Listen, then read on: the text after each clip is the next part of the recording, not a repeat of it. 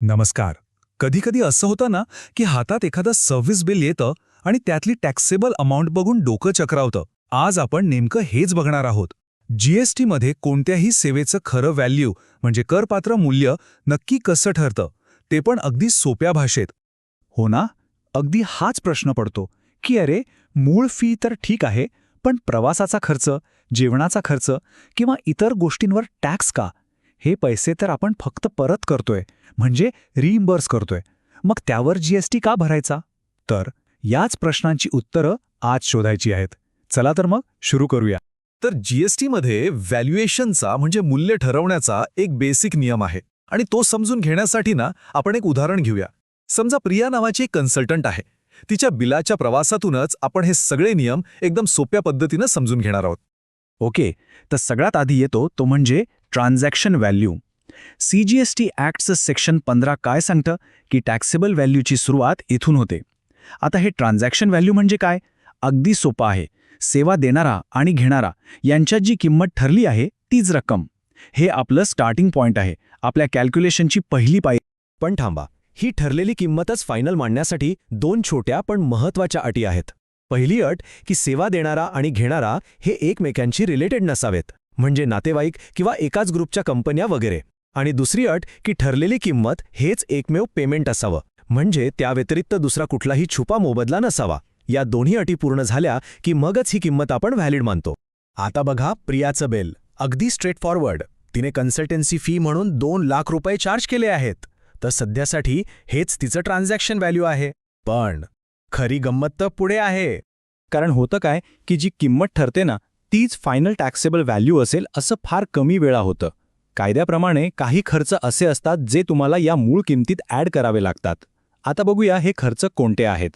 तर नियम सरळ आहे. समजा सर्व्हिस प्रोव्हायडरने काही खर्च केला आणि तो खर्च नंतर क्लायंटकडून वसूल केला, तर तो खर्च सुद्धा टॅक्सेबल व्हॅल्यूचा भाग बनतो. याचाच अर्थ त्या खर्चावर पण जीएसटी लागणार. बरं, मग काय काय ॲड होतं? तर कलम 15(2) मध्ये याची लिस्ट दिली आहे. पहिलं म्हणजे जीएसटी सोडून इतर कुठलेही टॅक्सेस. मग येतात प्रासंगिक खर्च म्हणजे इन्सिडेंटल एक्सपेन्सेस, जसे की ट्रॅव्हल, पॅकिंग, कमिशन. जर पेमेंट उशिरा झालं तर त्यावर लावलेलं व्याज किंवा लेट फी. आणि हो, सरकारकडून नाही पण इतर कुठून सबसिडी मिळाली असेल तर ती सुद्धा. थोडक्यात काय, तर सेवेसाठी केलेला आणि क्लायंटकडून वसूल केलेला जवळजवळ प्रत्येक खर्च इथे येतो. चला प्रियाच्या बिलाकडे परत जाऊया. बघा, तिने क्लायंटच्या कामासाठी 20,000 रुपयांचा फ्लाईटचा खर्च केला आणि 2,000 रुपयांचा जेवणाचा. हे दोन्ही खर्च तिने बिलात जोडले आणि आता तिची टॅक्सेबल व्हॅल्यू 2 लाखावरून सरळ 2,22,000 रुपये झाली आहे. ओके, तर आपण व्हॅल्यूमध्ये खर्च ॲड केले, पण काही गोष्टींनी ही व्हॅल्यू कमी सुद्धा होऊ शकते. आणि ती एक गोष्ट म्हणजे डिस्काउंट. हो, सवलत. बघूया हे कसं काम करतं. जीएसटीमध्ये डिस्काउंट अलाउड आहे, पण थांबा, इथे काही नियम आहेत आणि ते थोडे कडक आहेत. म्हणजे असं नाही की कुठलाही डिस्काउंट दिला आणि व्हॅल्यू कमी झाली. नाही, कलम 15.3 मध्ये काही स्पेसिफिक अटी दिल्या आहेत. त्या पूर्ण झाल्या तरच डिस्काउंट वजा करता येतो. तर या 2 महत्त्वाच्या अटी आहेत. एक म्हणजे जर डिस्काउंट बिल बनवताना किंवा त्याच्या आधीच दिला असेल आणि इनव्हॉइसवर तो व्यवस्थित दाखवला असेल तर तो वजा होतो, नो प्रॉब्लेम. दुसरी कंडिशन थोडी वेगळी आहे. समजा डिस्काउंट नंतर दिला तर त्याबद्दल आधीच एक ॲग्रीमेंट झालेलं पाहिजे आणि तो डिस्काउंट कुठल्या इनव्हॉइसशी संबंधित आहे हे लिंक करता आलं पाहिजे. आता बघा, प्रियाने काय केलं? तिने तिच्या क्लायंटला प्रॉम्प्ट पेमेंटसाठी म्हणजे वेळेवर पैसे दिल्याबद्दल 5,000 रुपयांचा डिस्काउंट दिला आणि हा डिस्काउंट तिने बिलावर व्यवस्थित मेन्शन केला. याचा परिणाम काय झाला? तिची टॅक्सेबल व्हॅल्यू 2,22,000वरून कमी होऊन 2,17,000 झाली. म्हणजे बघा, योग्य पद्धतीने दिलेला डिस्काउंट टॅक्स कमी करू शकतो. ओके, आता आपण येतोय या सगळ्यामधला सगळ्यात महत्त्वाच्या आणि थोड्याशा ट्रिकी भागाकडे. आपण पाहिलं की प्रियाचा प्रवासाचा खर्च टॅक्सेबल होता. मग याचा अर्थ असा होतो का की क्लायंटकडून परत घेतलेला प्रत्येक पैसा म्हणजे प्रत्येक रिइम्बर्समेंट टॅक्सेबल असतो? तर याचं उत्तर आहे नाही. आणि इथेच एंट्री होते एका महत्त्वाच्या कॉन्सेप्टची, प्युअर एजंट. नियम 33 मध्ये याबद्दल सांगितलं आहे. प्युअर एजंट म्हणजे कोण? तर अशी व्यक्ती जी आपल्या क्लायंटच्या वतीने कोणत्या तरी तिसऱ्या पार्टीला पेमेंट करते. पण यातली सगळ्यात महत्त्वाची गोष्ट काय आहे माहितीये? ते पेमेंट करण्याची मूळ कायदेशीर जबाबदारी ही क्लायंटची असते, सर्व्हिस प्रोव्हायडरची नाही. आता कुठलाही खर्च प्युअर एजंट म्हणून वगळायचा असेल तर या चारीच्या चारी अटी पूर्ण व्हाव्या लागतात. एकही अट सुटली तर चालणार नाही. 1.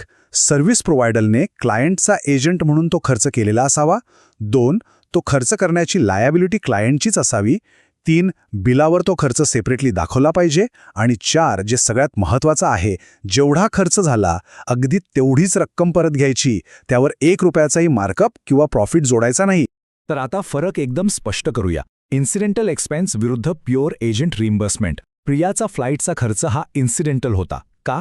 कारण सेवा देण्यासाठी प्रवास करणं ही तिची स्वतःची जबाबदारी होती. पण याउलट समजा तिने क्लायंटच्या वतीने एखादी गव्हर्नमेंट रजिस्ट्रेशन फी भरली असती, जी भरणं क्लायंटची जबाबदारी आहे, तर तो खर्च झाला असता प्युअर एजंट रिइम्बर्समेंट आणि तो टॅक्सेबल व्हॅल्यूमधून वगळला गेला असता. चला, आता आपण सगळे नियम शिकलोय. इन्क्लुजन, एक्सक्लुजन, प्युअर एजंट, सगळं काही.